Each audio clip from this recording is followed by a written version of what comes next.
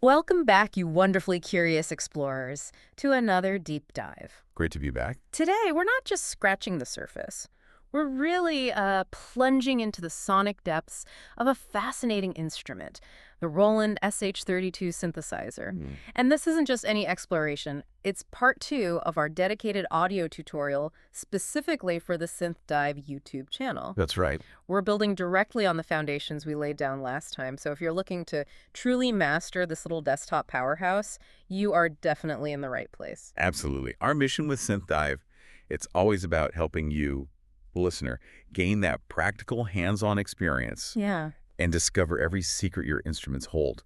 With the SH-32, it's really about peeling back those layers to reveal its unique character. Definitely unique. Today, we're aiming for a step-by-step, super clear and, well, deeply detailed guide to some of the SH-32's more advanced functions. Right. We want this deep dive to be practical, comprehensive, not just for newcomers maybe needing that foundational grasp, but also to spark some maybe surprising insights and new creative pathways for even the really experienced users out there. Yeah, hopefully unlock something new.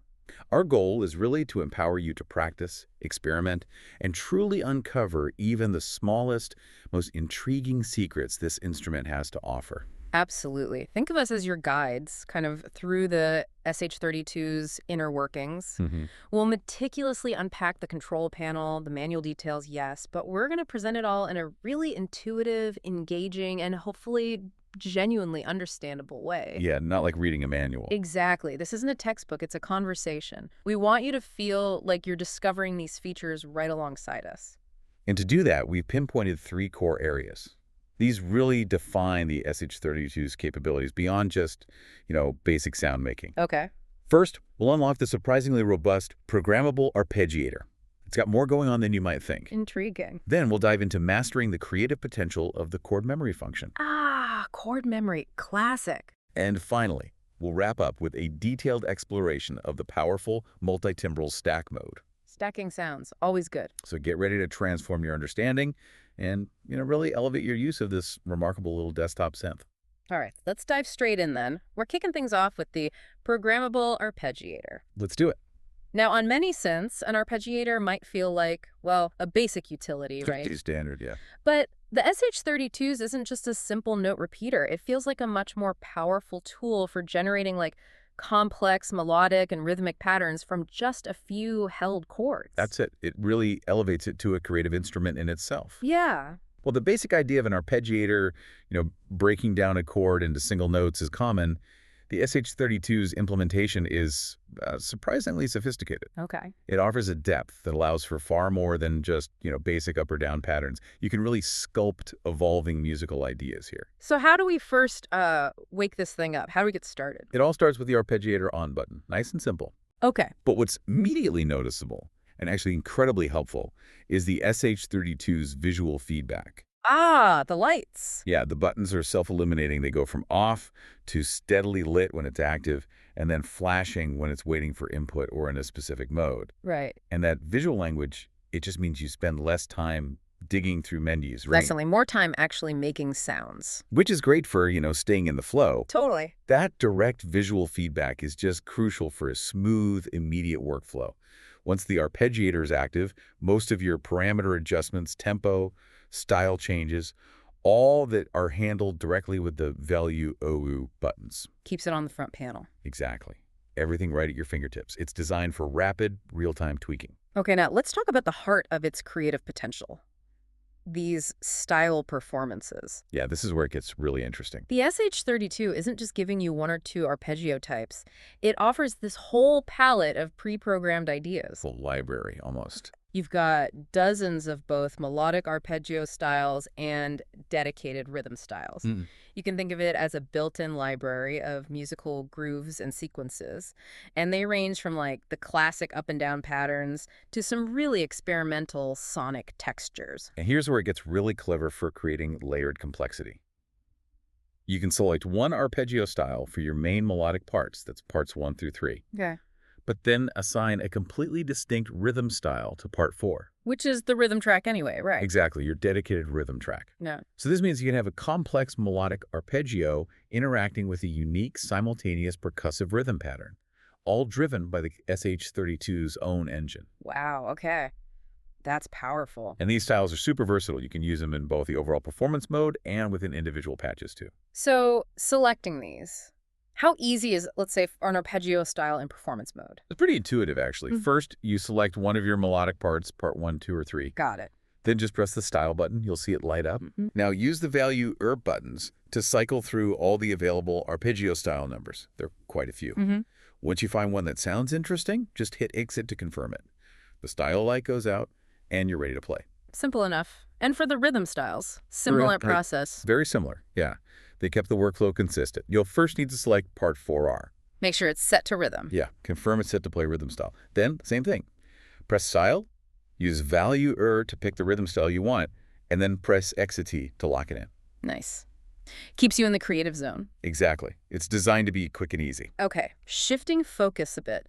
Let's look at the key parameters for actually controlling the arpeggio dynamically.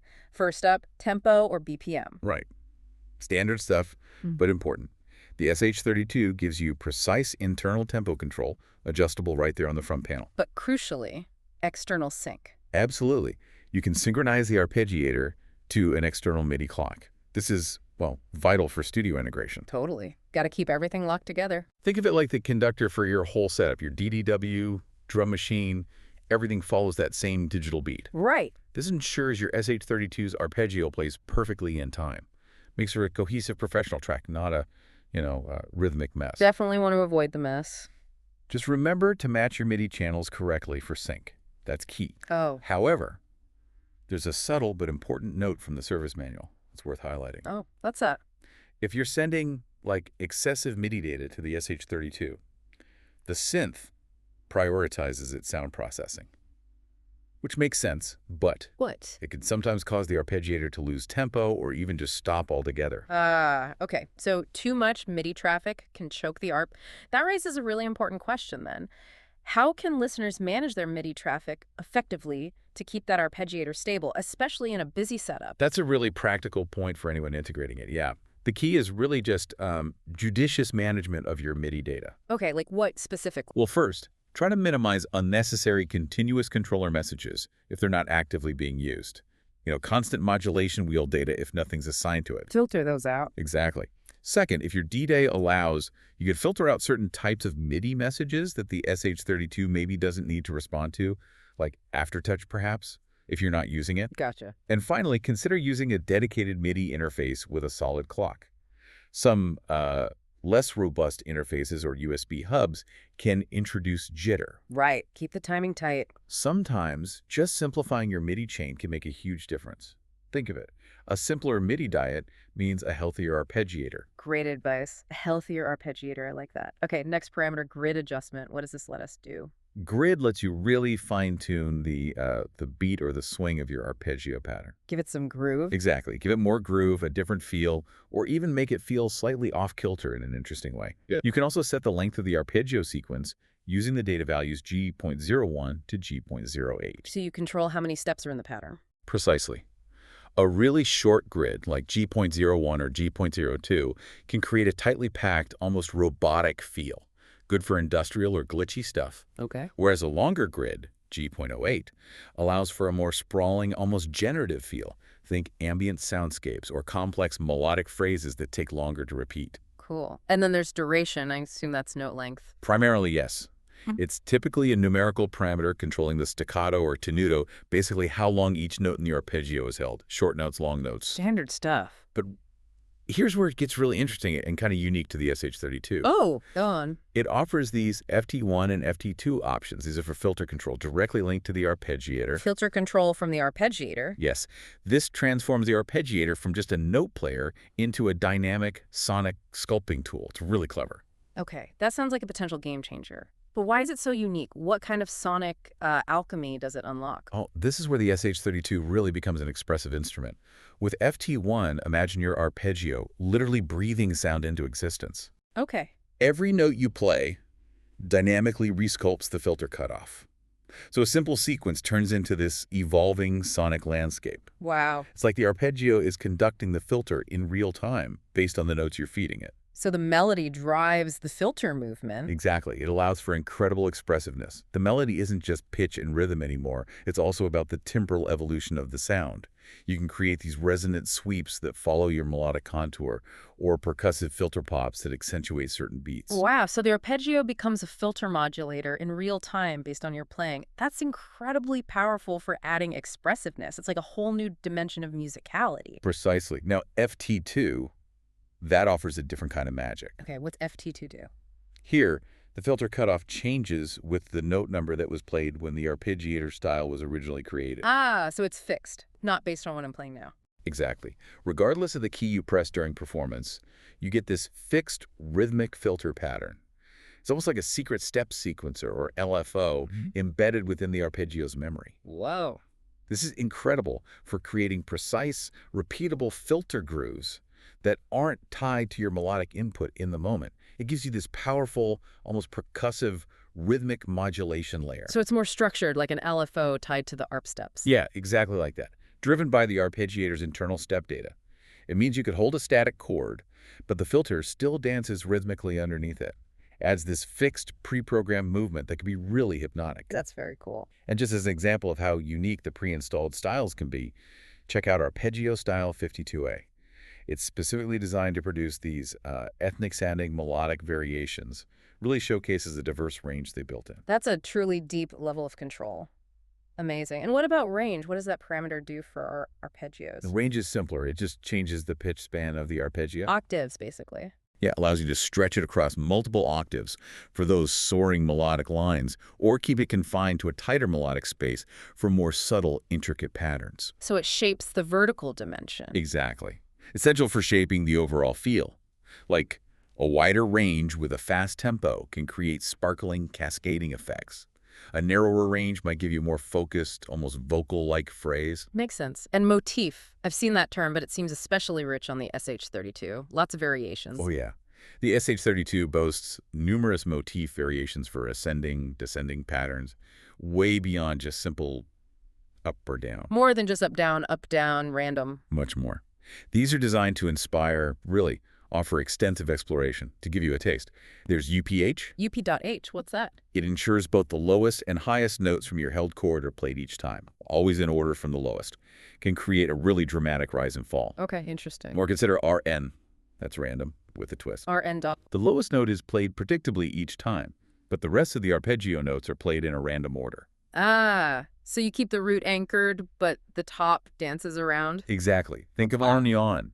L, not just as random, but as a brilliant way to introduce controlled chaos into, say, a bass line for gritty lo-fi house. Yeah, I can hear that. Keeps the root note grounded while the rest of the arp dances unpredictably.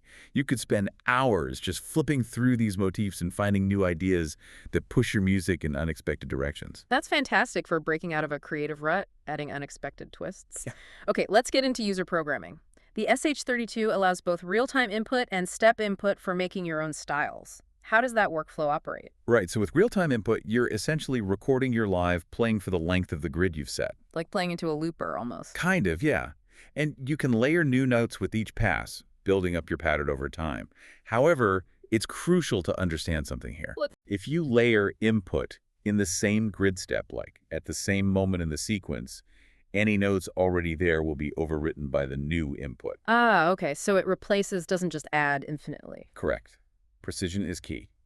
If you play a note where another note already exists at that exact moment, the old one gets replaced. Yeah. It's more like sculpting by successive refinement. Good to know. Avoids accidental overwrites, or maybe you use it intentionally. Are there any other limitations users should be aware of when crafting their own ARP styles? Yeah, there's a practical limit. You can record a maximum of 16 notes with new pitches per style. 16 unique notes. Right. If you try to input a 17th note with a new pitch, it just won't be recorded. The grid sequence will continue, but no new note info. Okay. Another important point. Partial edits of styles aren't possible. Meaning? If you make a mistake, say on step 12, you can't just go back and fix step 12. You basically have to re-input the entire style from scratch. Oof. Okay, that encourages getting it right the first time. It does. It encourages a more decisive approach to your arpeggio design. That's a bit of a commitment then. So what's the detailed procedure for user programming from start to saving it? Okay, step by step. First, you'll need to set the SH-32's system, CLOCK, to internal. Make sure it's driving its own tempo. Got it. Internal clock. Then, confirm your arpeggiator is actually on in. Button lit up. Right. Then you can start playing notes. You can use the synth's own little note entry buttons on the panel. Which is a bit fiddly, maybe. It can be. Much more flexible is using an external MIDI keyboard. Yeah, makes sense. As you record in real time, you can continuously refine your grid, duration, range, motif, and BPM settings to sculpt the pattern exactly how you want it. So you tweak as you go. Yeah, it's a hands-on, iterative process. Once you're happy with the results of your real-time input, you then go through the save procedure to store your newly created style. It definitely rewards careful experimentation. Cool.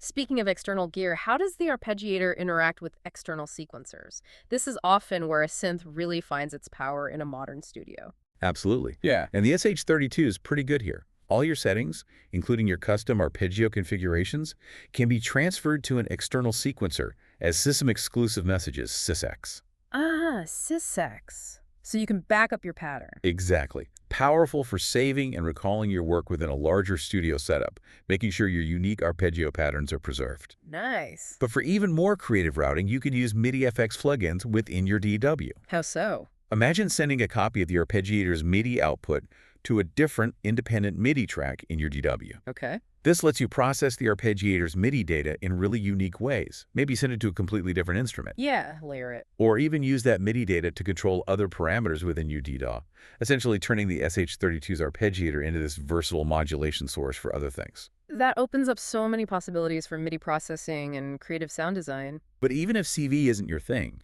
you can achieve similar expressive control just using MIDI routing in your DW. Like how? Okay, try this. Send the arpeggiator's MIDI output to, say, a rhythm guitar track in your DW. Okay. Like an audio track. Yeah, but use the incoming MIDI notes to automate, say, a filter plugin on that guitar track. Ah, so the ARP notes trigger filter changes on the guitar. Exactly. You can add these subtle or not so subtle rhythmic tone changes to an otherwise static backing part. If you add a bit of resonance to that filter, Things get squelchy. yeah, things can get less subtle. And using wider spacings between the arpeggiated notes will really enhance this effect. Creates this pulsating, evolving texture on the guitar. That's clever. And of course, synchronizing the arpeggiator to external sequencers like an MPC or, say, an Electron Digitone lets you create really complex, interwoven rhythmic and melodic structures. The SH-32 acts as this unique, maybe slightly unpredictable rhythmic generator within your larger groove. That's a brilliant way to use an arpeggiator beyond just playing notes. Okay, finally on the arpeggiator. Once we've crafted these incredible patterns, how do we save these settings and integrate them seamlessly into a larger performance setup on the SH-32? Good question. All your arpeggio settings, the grid type, duration, range, motif, everything can be saved directly into individual patches. Okay. And they can also be saved as part of a larger performance preset. So your custom ARPs travel with your sound. Exactly. They're always ready to go with your favorite sounds or your multi-part setups. It's crucial to remember, though, within a performance, only one part, whether it's part 1, 2, 3, or rhythm part 4R, can be specified to actually play the arpeggios at any given time. Ah, only one part drives the ARP per performance. Correct. You choose which part is the source, and that setting gets saved along with the entire performance. Gotcha. So if you had to give one overarching creative approach for the arpeggiator, something that really pushes beyond the manual suggestions, what would be your go-big idea for our listeners? Beyond just the notes, I'd really urge you to experiment with long, feedback-heavy delay settings. Okay. But set the delay time so the echoes fall precisely between the original notes of the arpeggio. Ah, syncopated delays based on the ARP tempo. Exactly. This isn't about repeating the notes themselves. It's about creating these new, evolving, almost ambient textures that fill the spaces. Adds immense depth and atmosphere. I can hear that. Creates a wash. Yeah. The echoes fill the space, creating this sense of continuous motion, even with sparse arpeggios. The real key, though, is just embracing continuous experimentation. Keep twisting knobs. Totally. Subtle Understood. changes in the chord shape you're holding, the inversion, the arpeggiation direction, even just the number of notes you're holding down can vastly alter the results. Leads to unexpected and often beautiful sonic accidents. Yeah. Honestly, once you hit that sweet spot with the arpeggiator and a good delay, it's kind of hard to make it sound bad. The magic zone. It really is. It's all about embracing curiosity, thinking outside the box, and never being afraid to take sonic risks. That's truly amazing advice for unlocking new dimensions with just one feature. Okay, moving on to part 2 of our deep dive. Let's master the chord memory function. Yes, chord memory. For those who might be new to this, it's a fantastic way to trigger full harmonies with just a single key press. Frees up your hands for other stuff. It does. And this function, it carries this wonderful historical lineage. It was really commonly found in synths from the early 80s. A classic feature. But it's not just a relic, It's making a powerful resurgence in modern music. Think about genres like artcore, Yeah. where you often hear sampled electric piano harmonies that parallel these driving riffs. Chord memory gives you that kind of immediate, rich, harmonic backing. The core concept is wonderfully simple, yet incredibly powerful. If you program the C key to play, say, a C minor 7 chord, Okay. then pressing the D key will automatically transpose that exact chord shape and play a D minor 7. Instant parallel harmony. Exactly. Immediate harmonic complexity with one finger. And what's truly fascinating here is how profoundly it frees up your hands. You can instantly play these complex, rich harmonies with just one finger, leaving your other hand completely free to manipulate filters, LFOs, effects, whatever. Especially if you combine it with a latch or hold mode. Oh yeah, then you don't even need to hold the key. Exactly. It's incredibly liberating for both live performance and intricate sound design. Allows a level of expressive control that's hard to achieve with two hands stuck on the keyboard. Totally. And while some older synths sort of achieved a chord memory effect via like clever routing of multiple oscillators tuned to a chord, or maybe using sampled stabs, the SH-32 provides a dedicated, purpose-built function for this. It feels more integrated, flexible, and gives its own unique character. You see similar things elsewhere too, right? Oh yeah, you'll find similar chord memory functions on other hardware. Roland's own Jusen 6A boutique module has it. Or the versatile little MIDI PAL box. They also let you transpose chords based on single key presses. It's a feature that just keeps finding its place. So how do we activate this powerful function and, more importantly, create our own custom chords on the SH-32? Activation is easy. You just press the C chord button until its indicator light starts blinking. Blinking means ready. Right. That signals chord memory is engaged. Then, the process of registering a chord form is very hands-on. You just play the notes you want in your chord on a connected MIDI keyboard. Okay, play the chord you want to store. Yep. And if you don't have an external keyboard handy, the SH-32 has this clever preview function. It lets you register the notes directly on the synth panel using the little note entry buttons. Oh, that's handy, so you don't need a keyboard. Nope. Incredibly handy for standalone use. Can we really customize which specific notes are part of the chord, or are we limited to, like, predefined major, minor, seventh shapes? No, you have incredibly precise control here. If you look at the MIDI implementation notes in the manual. The dot dive. Exactly. Individual chord note parameters like specific notes within an octave range, C3, C#3, D3, etc., can be individually set to on N or off F. Wow, so you build the chord note by note. Precisely. This gives you the power to sculpt unique, custom chord voicings that might not even have traditional names. You can build extended chords, clustered harmonies, weird non-diatonic clusters, entirely your own. That's where the real depth is. Absolutely. It's Huh. not just about triggering a C major, but triggering your custom C major with whatever specific voicing you desire. Very cool. Okay, so once it's activated and we've maybe registered a chord form, what about navigating through saved forms or using the pre-installed ones? Right. Once chord memory is active, light blinking, you can use the value ear obit buttons to select a specific chord form number. There are dozens available from 11.C up to 88.C. Lots of slots. Yeah. The SH-32 also offers a quicker way to change chord forms using the bank button, plus one of the 1A through 8R buttons. Ah, like patch selections. Similar idea. And when you cycle through them this way, you'll hear the C4 sound played for confirmation. It's a nice little auditory cue that you've selected something. Helps you know where you are. And for even deeper customization, like tweaking the bass octave or the velocity response to the chord trigger, you dive into the chord memory parameter settings in the manual. Got it.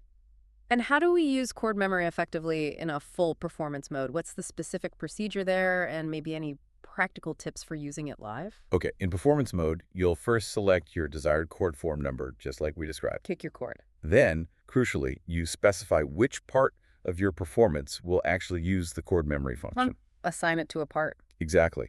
Remember, the SH-32 is 4-part multitimbral, so you could have part 1 playing your chord memory harmony, while part 2 handles a bass line, part 3 does an arpeggio, and part 4 plays drums. Builds up a whole arrangement triggered easily. Allows for incredibly complex, one-finger triggered arrangements. And here's a fantastic practical tip for live performance. Yeah. Use a foot switch. You can assign SW1, switch 1, to move UP through your selected chord forms, and SW2 to move down in. Hands-free chord changes. Totally transformative for live playing. Allows seamless chord changes without interrupting whatever you're doing with your hands on the main controls. Imagine triggering complex progressions while simultaneously tweaking filter cutoff or resonance. That sounds like it could unlock some truly creative harmonic possibilities, really expand what's possible with, limited hands. What are some of your favorite, maybe unconventional creative applications for chord memory? Oh, its potential for creating genuinely fascinating and creative new ways to make music is immense. Yeah. Remember that demo song example from the SH-32's original materials? It brilliantly used typical motifs using the chord memory along with pads and a metal kalimba. Right, layering it with other textures. Exactly. It suggests combining these single-key triggered chords with textural sounds, rhythmic elements, building these rich sonic tapestries. I really encourage you listening to experiment. Try different voicings, sudden transitions between chords, maybe weird inversions. Even with just that single key trigger, the possibilities are vast. Don't just stick to major and minor triads. Definitely not. Yeah. Create dissonant chords or chords with really wide voicings and see how they interact with other sounds you've layered in your performance. This raises an important question, though.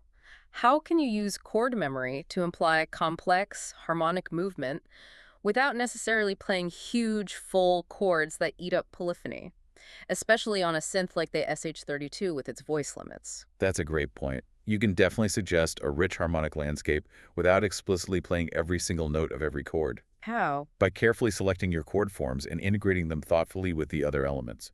For example, instead of a full major seventh chord, maybe you just program the root, the third, and the seventh. Let the listener's ear fill in the fifth. Harmonic shorthand. Exactly. Or by triggering, say, a minor seventh chord form, then quickly switching to a dominant seventh form on a new key, you can apply a sophisticated IVK jazz progression even with minimal input. Ah, okay. The magic lies in choosing a specific chord form that hints at the harmonic context and how it relates to your bass line, your melody, your arpeggios. Sometimes less really is more, and chord memory excels at providing that harmonic shorthand. That's a brilliant insight into leveraging a feature to its fullest. And that's a perfect segue into part 3, our deep dive into multi-timbral stack mode. Right, getting all 4 parts working together. This is where the SH-32 really shows off its versatility, letting you combine multiple sounds or parts simultaneously, creating sounds far richer than any single patch could manage on its own. That's right. The SH-32 is officially a 4-part multi-timbral synthesizer. 4 independent parts. Yep, part 1, part 2, part 3, and that dedicated part 4 rhythm. It means it can play 4 independent sound parts at the same time. And you mentioned this was common back in the day. Very common, yeah. Especially before DAWs could easily record lots of audio tracks. Back then, DAWs were mostly MIDI sequencers. Sending MIDI out to hardware. Exactly. So you'd often have to create your entire track in MIDI, sequence all your hardware synths and drum machines, and then record the final mix coming out of your mixer onto tape or DAW or maybe CD later on. Wow, different workflow. Very different. Yeah. And a lot of modern analog synths are actually monotimbral. They only play one sound at a time. So the SH-32's ability to layer multiple sounds at once is quite notable and really powerful for a compact digital synth. So it's a bit of a throwback feature in some ways, but clearly still incredibly useful for modern sound design. I know classic multi-timbral synths like the Nord LED or the Access Virus TI-2 are famous for similar capabilities. How does this capability connect directly to that fundamental idea of layering sounds for richer textures? Well, fundamentally, multitimbrality is layering at its core. That's what it enables. It's all about building up complex, evolving sounds by stacking different patches on top of each other. You could assign each to its own MIDI channel for separate sequencing, or layer them all on a single channel to play them together from one keyboard. Right. This is precisely how you create sounds that have more depth, character, and movement than a single patch could ever achieve alone. You're combining different timbres, different attack envelopes, different effects, all contributing to a new, unified sonic identity. Okay, so for our listeners, how do we actually begin to set up this multitimbral operation on the SH-32? What's the first step? You start by entering what's called part assign mode. Okay, how do we do that? You hold down the patch perform button, and then while still holding it, press the exit key button. Hold patch perform, press exit. Got it. And when you're successfully in this mode, you'll see the little indicator lights for both buttons start blinking. That's your confirmation. Blinking means part assign mode. Correct. And from there, you gain the power to assign different patches, different individual sounds you've saved to each of the 4 available parts. Part 1, Part 2, Part 3, and Part 4 rhythm. So you pick a sound for each slot. Exactly. This lets you combine any of your saved sounds into a single, cohesive, layered performance setup. And once you've assigned those distinct patches to each part, then you're truly playing in multi-timbre mode, meaning you can play sounds from more than one part at the same time. That's it. It really is about building this rich tapestry of sound, almost like a mini orchestra or a band inside one box. Exactly right. And this opens up just an immense amount of creative potential. When we talk about layering, what we're really getting at is how you can strategically use these multiple parts to enhance, transform, and expand your sound way beyond what a single voice could offer. Okay, let's talk about that. How does the part stack function, which is often just called unison, fit into this broader idea of layering on the SH-32? Right, the unison button. It's fantastic for immediately making a single sound dramatically fatter and richer.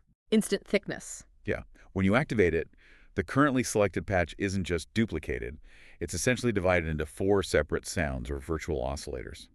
These are then layered and slightly detuned against each other. Ah, the classic detune trick. Exactly. It results in a much thicker, more substantial, often more analog-like sound. Adds significant body. However, That's always a however. always, it's important to be aware of its limitations. When unison is used, the patch automatically switches to being monophonic, single note only. Ah, no chords in unison. Correct. Also, it cannot be used simultaneously with oscillator sync, the suboscillator, or PWM, pulse width modulation. Mutually exclusive. Right, those functions get turned off if unison is on.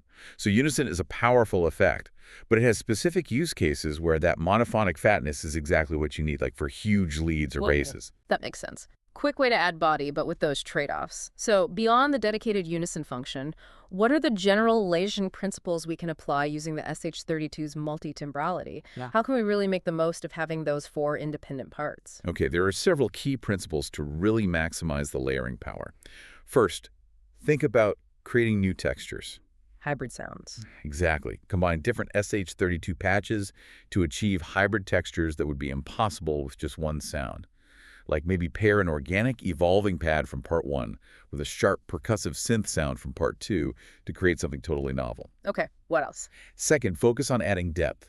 Layer sounds strategically across different octaves. Bass and mids, for instance. Right. You might put a deep resonant subbass from part 1 underneath a punchy mid-range bass from part 2, or use different oscillator waveforms on different parts. Maybe a smooth triangle wave layered with an aggressive sawtooth. Mix and match waveforms. Yeah.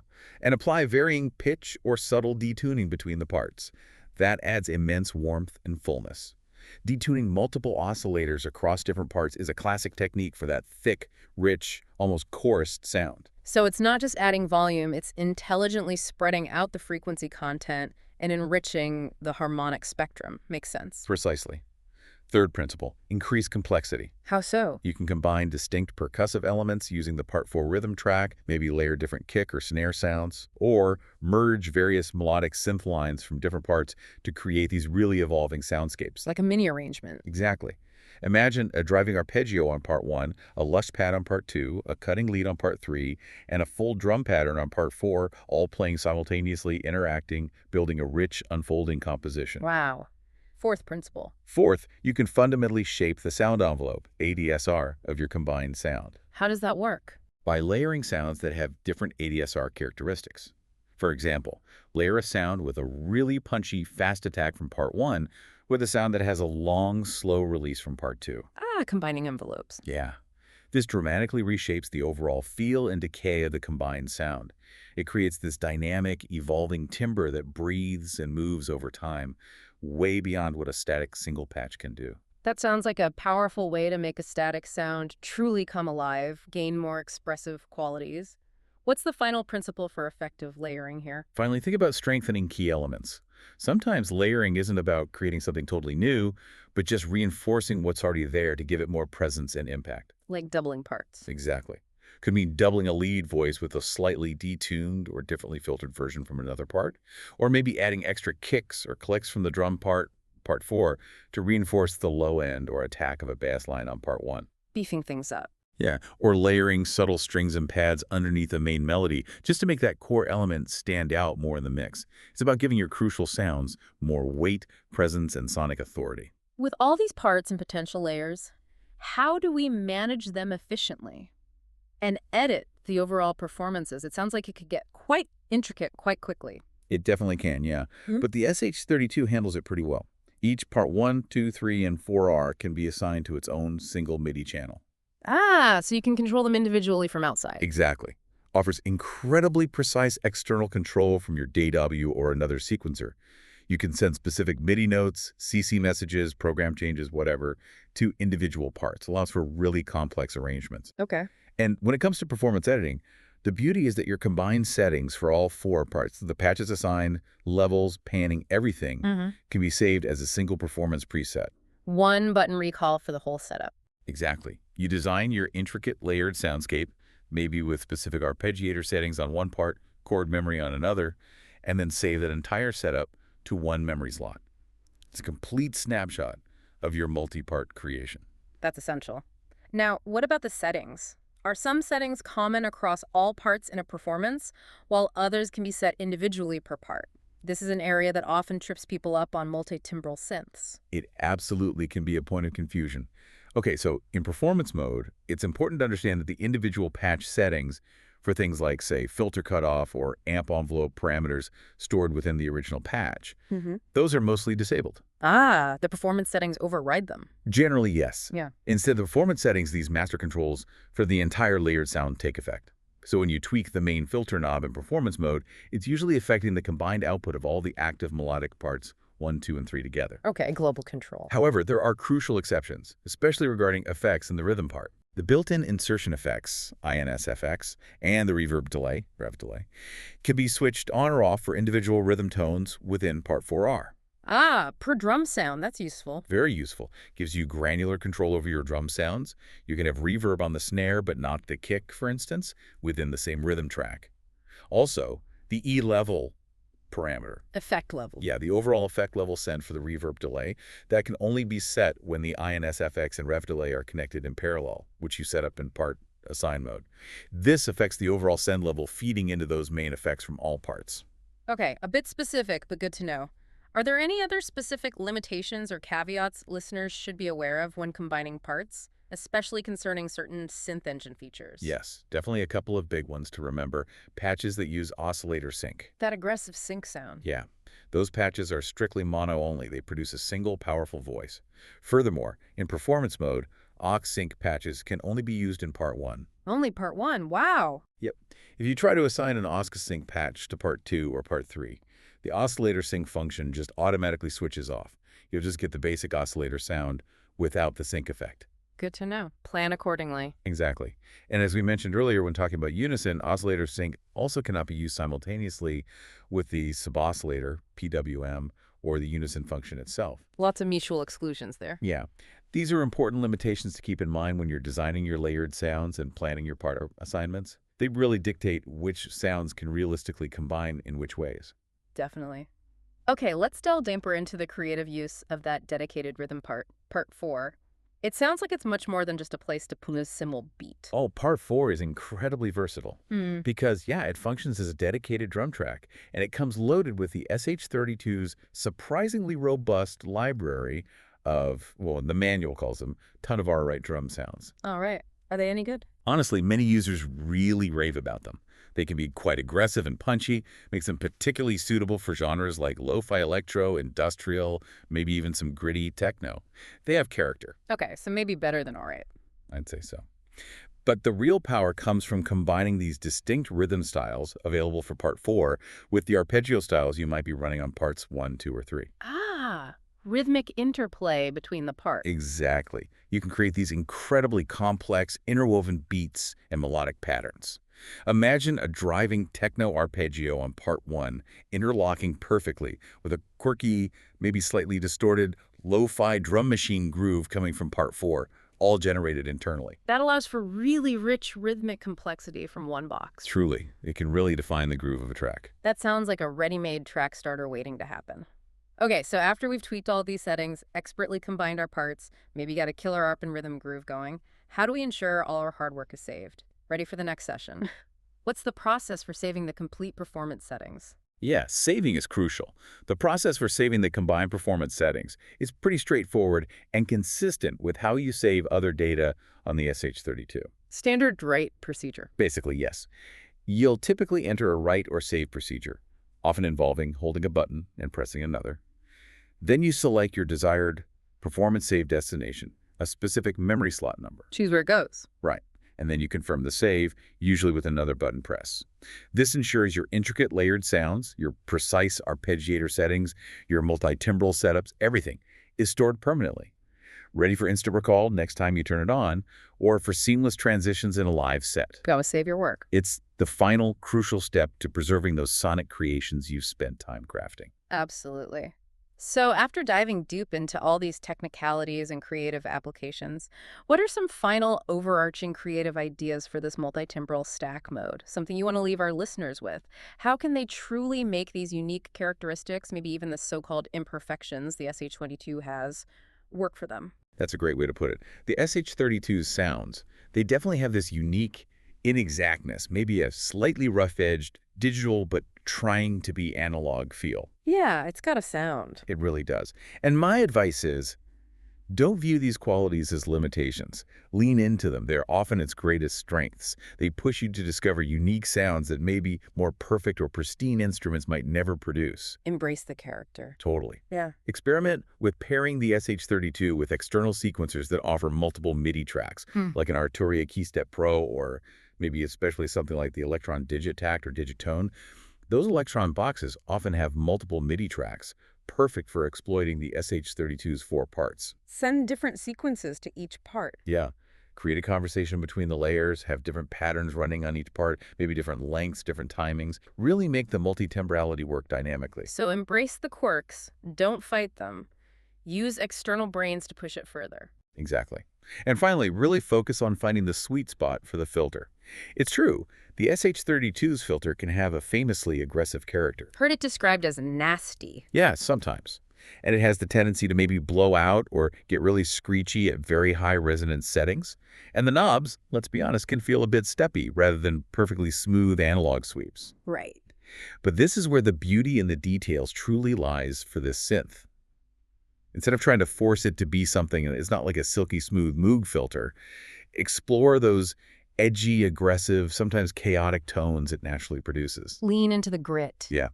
It won't give you a smooth, wide, polite sweep like some other synths, but it will deliver a distinct, powerful character that can be incredibly impactful for specific styles. Think lo-fi electro, aggressive IDM, maybe experimental noise or sound design. Find its niche. Exactly. It's about discovering its unique voice and building around its strengths, rather than lamenting its deviations from some perceived notion of perfection. What an incredible deep dive into the Roland SH-32's programmable arpeggiator, chord memory, and multi-timbral stack modes. We've truly peeled back some serious layers on this fascinating instrument today. We truly have. And our goal here with Synth Dive, it's always about helping you, the listener, gain that practical experience. Discover every secret of your instruments, especially the quirky and characterful ones like this SH-32. Yeah. It's really about empowering your sonic exploration. Well, thank you so much for joining us on this extensive journey into the Roland SH-32. This has been part 2 of our audio tutorial. Pleasure as always. And the adventure isn't over yet. For our next deep dive, we will be back for part 3 of the SH-32 tutorial, The final chapter. where we'll explore the crucial system section, delve into MIDI parameters in even more detail, and uncover other panel and menu options we haven't yet had a chance to really explore. So you'll definitely want to be there for that final part of our SH-32 exploration. In the meantime, make sure you subscribe to the Synth Dive YouTube channel so you don't miss any of our upcoming deep dives. Please do. Give this video a like if you found it helpful. That always helps us out. And please, leave us your comments or questions down below. Yeah, we read them. We do. Yeah. Your input directly helps us shape future tutorials and make sure we're covering exactly what you want to learn about. Absolutely. And as we've really explored today, even a synth with maybe steppy knobs or a filter with a famously aggressive character, it can hold incredible creative potential. If you just approach it with curiosity, a willingness to explore, and an open mind to its unique voice. Which leads to a thought. Mm. What if the very imperfections or the unique quirks of an instrument are actually its greatest strengths? Mm-hmm. What if they're the things pushing us to discover unique sounds, Yeah. maybe creative solutions, that more perfect or conventional instruments might never inspire? Something to think about. Thank you for that. Think about that until next time, everyone. Keep exploring, keep creating, and keep making incredible music.